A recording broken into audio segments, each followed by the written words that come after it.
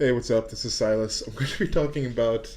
I don't know what I'm going to be talking about exactly. This is kind of just an all over potpourri thing. Potpourri? No, I'm not going to use that word potpourri. Yes, I guess I'm going to use the word potpourri at the start of this video and see if you guys still maintain listening to it. Yeah. Okay, so part of the reason I'm making this video, I've been thinking about this for a while. The whole money buys happiness thing. People say, okay, money is the key to happiness. It's not. Money's not the key to happiness. Um, I've been saying this for a while. I think money kind of gives you access to be happy, gives you access to more things to be happy.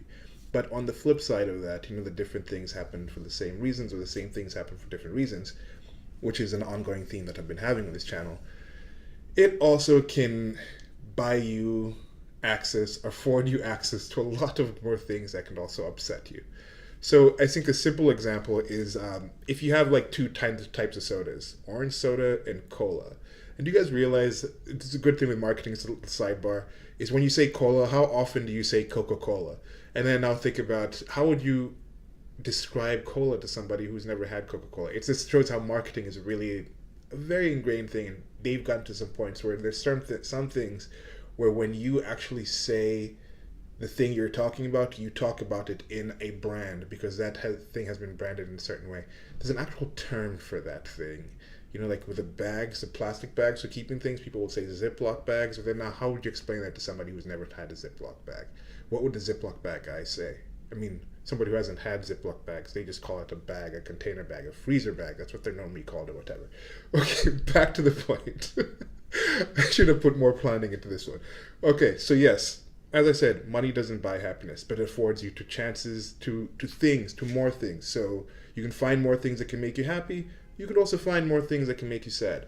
Back to the example. You have two kinds of sodas. You've only had access to two kinds of sodas. Orange flavored soda and cola flavored soda. You get to pick from those sodas. You pick one. These are sodas that are regularly there, so you always can kind of get them if it comes up. And you at a place, oh, do we have orange soda? Do we have cola? It's like, yeah, you normally find it. And then you take one or the other, and those are your kind of two favorite sodas. Now, if you've been to these places where you have those machines where you can just push different kinds of combinations of machines and make your drinks, you can make up to thousands probably of combinations of different kinds of sodas. And then you find that your favorite soda is like a peach blend with like 25% peach, 3%, like 2%, just a splash of like raspberry. Then you add like some vanilla cola, and then you add like a spritz of like lemonade, and then like some random like acacia berry thing you put for the rest in there, and that makes your favorite soda. Now you found that soda, and that soda may achieve a different level of taste bud happiness in your mouth than a simple orange or cola could. Yet if you don't find that soda, if you go out to a restaurant, if you go out to your friend's place, you go out to somewhere, your level of quote unquote happiness has been tied to that crazy acacia berry mixed peach soda thing that you developed. So that access to that now, it's like, okay, how am I actually going to find this? Maybe it'd be harder for you to achieve that level of happiness of satiation, satiation. Satisfaction is what I'll use instead. Yeah. I was trying to think Satan. The word Satan. How do you actually say that in a situation, or can it even be used in that way? Anyway. Okay, this is an all over the place thing. I don't know if I'm gonna even gonna upload this video. But so you have that kind of situation where having access to this kind of machine, having access to all these choices, having all access to all of that may not necessarily bring you happiness. Now, one of the main reasons that made me create this video right here, which I should have opened with, was this thing. Last night I'm walking back from the store. I normally walk pretty fast, but I keep my eyes scanning on the pivot, and I see this thing on a newsstand, and I'm like, wait, what was that? I walk back and check, and it's Madonna. For you who don't know, Madonna is a very popular pop artist. She's world-renowned pop artist. From back in the day, she's still going on. I think she's like in her 60s or something now, maybe at least 50s. Looks a lot older. She had a lot of work done, plastic surgery wise. But it's her with like 4 kids around her, black kids. You're black. I mean, okay. Anyway, she's been adopting some kids from Malawi, I think. Now, I think it was Malawi, not Sudan, because I think Sudan was Angelina Jolie. But there's a small subset of celebrities in the United States of America that have been adopting kids from sub-Saharan African countries. So this thing was written, "My Life with My Kids" or something like that on the cover. I was like, I was thinking, maybe I should take a picture. I could probably do a video on that or something, just some thoughts on that. I was like, I don't know, kept going. Then today, somebody posted on a social media platform that same thing and said thoughts, in this group that I'm in. And then somebody commented that, when you look at that, you might just think, okay, she's wealthy, so she's taken these kids from a sub-Saharan African place and she's put them in a better world. So she's now giving them more access to resources, so their chances are they're going to be happier. I mean, people can just assume, okay, they're probably going to be happier than if they had been adopted by a Malawian couple. I say, like Lee Corso says, as a football commentator, not so fast. I love Lee Corso saying that. But, so, just thinking of him saying it now over and over again. But, okay, so access to wealth.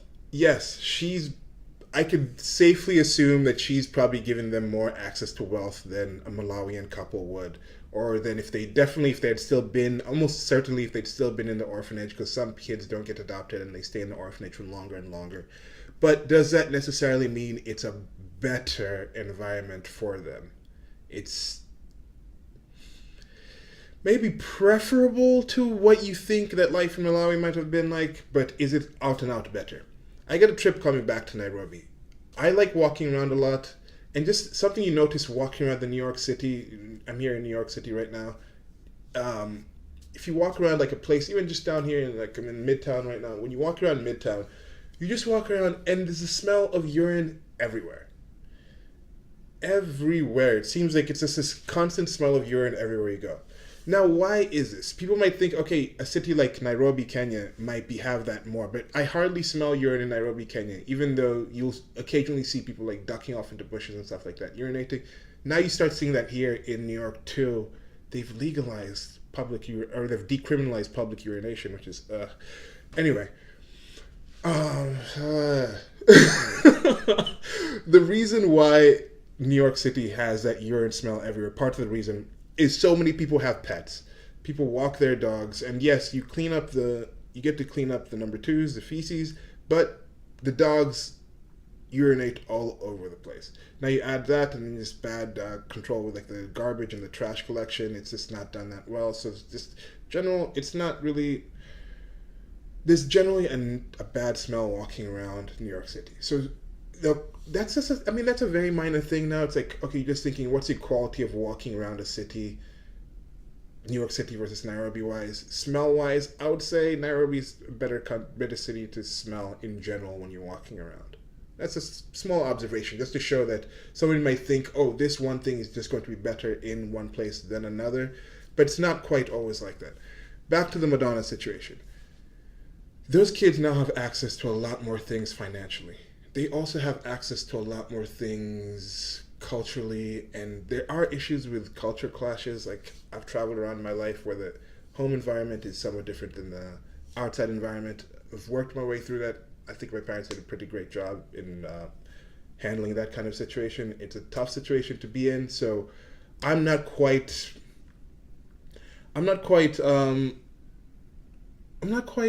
ready to assume what their experience is going to be with that, not having that kind of situation. But then as orphans, maybe they didn't really have that much of a connection to relatives and family and closer structure in Malawi. And if you get somebody young enough, then they can adjust to the different culture. But now, even if they adjust to the different culture, you're adjusting to the culture of who? Madonna, who's like 0.00001% type of lifestyle that you'd have compared to other people.